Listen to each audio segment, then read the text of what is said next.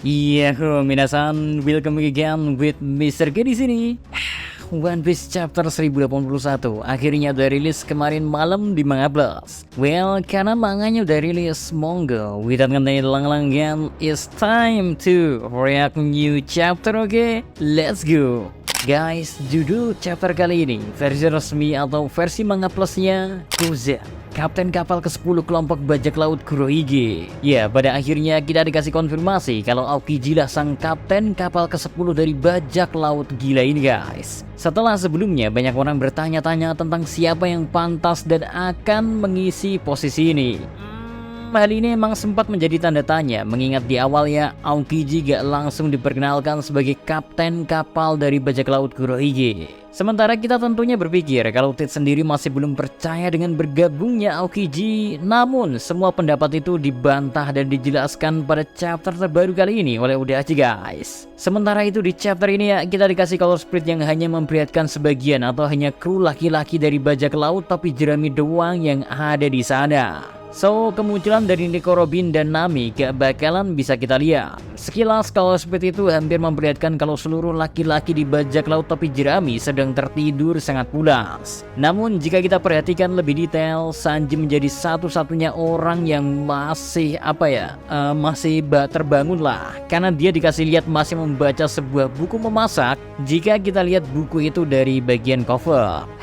Entah apa yang coba udah Sensei sampaikan melalui color spread kali ini, guys. Apakah hal itu akan ada hubungannya dengan kejadian yang sedang terjadi di Pulau Egghead, di mana nantinya tinggal Sanji seorang yang masih bisa berdiri dan bertarung, sementara yang lainnya diperlihatkan jatuh tak sadarkan diri? Atau ini ada indikasi terkait clue movie terbaru? Kan infonya ya, movie terbaru sedang progress dari awal sih tentunya. And now guys, masuk ke menu utama yang mana chapter kali ini lagi-lagi menjadi salah satu chapter yang memberikan kita cukup banyak informasi. Terlebih tentang hal-hal yang berhubungan dengan bajak laut Kurohige. Well, kita mulai aja dari bagaimana Aokiji pada akhirnya bisa bergabung menjadi krunya Tits. Dimana buat kalian yang awalnya mengira kalau Aokiji lah yang mengajukan diri untuk bergabung dengan mereka, bahkan misalnya sendiri juga dulu sempat berpikiran seperti itu. Ternyata guys, pada kenyataannya Tits seorang lah yang mengajak Aokiji untuk bergabung menjadi krunya. Masih belum dikasih tahu memang di mana momen pertemuan antara keduanya itu terjadi, tapi yang pasti keduanya berada di salah satu bar di dunia baru. Ya, secara singkat bisa kita katakan Tits yang merasa Aokiji sudah tak lagi punya tempat dan seakan berkelana layaknya orang gilang. Pada akhirnya Tits memutuskan untuk mengajaknya menjadi bagian dari krunya. Karena Tits berhasil meyakinkan Aokiji dengan bilang kalau bajak laut bersatu karena mereka semua memiliki tujuannya masing-masing. Simpelnya di momen itu secara gak langsung kita dikasih lihat bagaimana kru Kurohige terbentuk, yang mana setiap anggotanya ternyata memiliki agenda atau tujuannya masing-masing. Sehingga gak aneh rasanya kalau nanti ya kita dikasih lihat potensi pengkhianatan ada pada kru Blackbird Pirates. Bayangin aja ya, memiliki sekelompok orang yang pergi dengan tujuannya masing-masing. Sekali ada momen di mana seseorang berhasil mewujudkan apa yang menjadi tujuannya, maka kelompok itu akan seketika dianggap tak berguna karena dia sudah berhasil mewujudkan apa yang menjadi goalnya, guys. Hal yang mungkin sekilas terdengar mirip memang dengan apa yang terjadi di krunya Luffy, dimana kita sendiri tahu kan di SAP kru juga setiap orangnya hidup dengan tujuan dan impiannya masing-masing. Akan tetapi satu hal yang membedakan keduanya ya, ialah hubungan yang dibentuk oleh Luffy dengan krunya. So, seperti yang Zoro sempat lakukan ya, meski dia memiliki impiannya sendiri, akan tetapi dia rela mengorbankan impiannya demi mimpi kaptennya yang ingin menjadi raja bajak laut. Bahkan Sanji sendiri pun pernah membuktikan hal itu kan. Lalu di sini bisa kita bilang ya, kalau Luffy dan Tits memanglah layaknya satu buah koin dengan dua sisi yang berbeda. Karena memang secara sekilas apa yang keduanya lakukan ya terlihat sama, padahal jika kita lihat lebih jauh ya keduanya sangatlah bertolak belakang. Kapan-kapan Mr. K bahas hal ini di 3N lah, oke? 3N Mr. K munculin lagi deh, oke? Padahal ya sebenarnya Mr. K buat, cuman Mr. K lupa nyantumin 3N-nya, oke?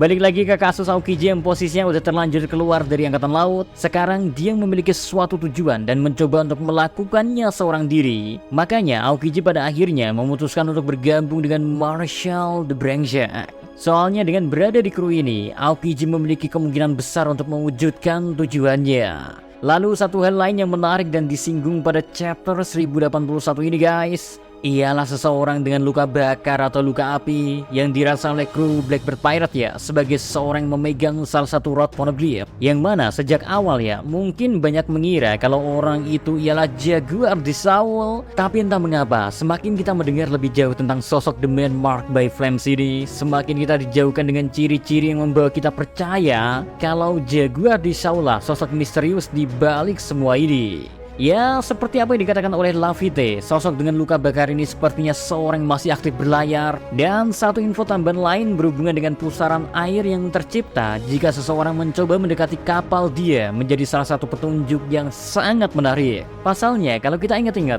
entah mengapa sosok seseorang dari ras manusia ikan menjadi salah satu orang yang sangat mungkin menjadi The Man Marked by Flames. Karena kalau apa yang Laffite jelaskan tentang sosok misterius ini yang bisa menciptakan pusaran atau gelombang air yang besar, dulu ya sejak Ark Arlong Park kita udah dikasih lihat bagaimana seorang manusia ikan mampu melakukan hal itu.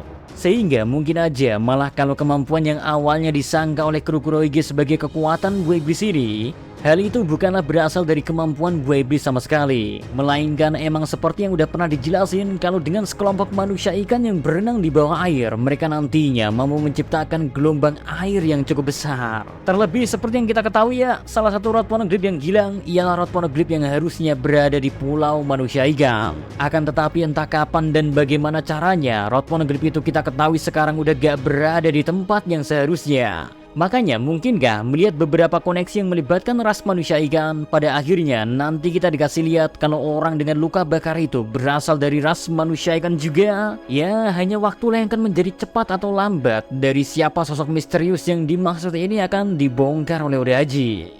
Wow, makin menarik kan One Piece? Sementara itu, Aokiji sendiri sekarang kondisinya ternyata sudah berada di Pulau Hachinosu. Dan dia menjadi orang pertama yang akan mencoba menantang sang pahlawan angkatan laut sekaligus gurunya terdahulu ketika dia masih menjadi seorang angkatan laut.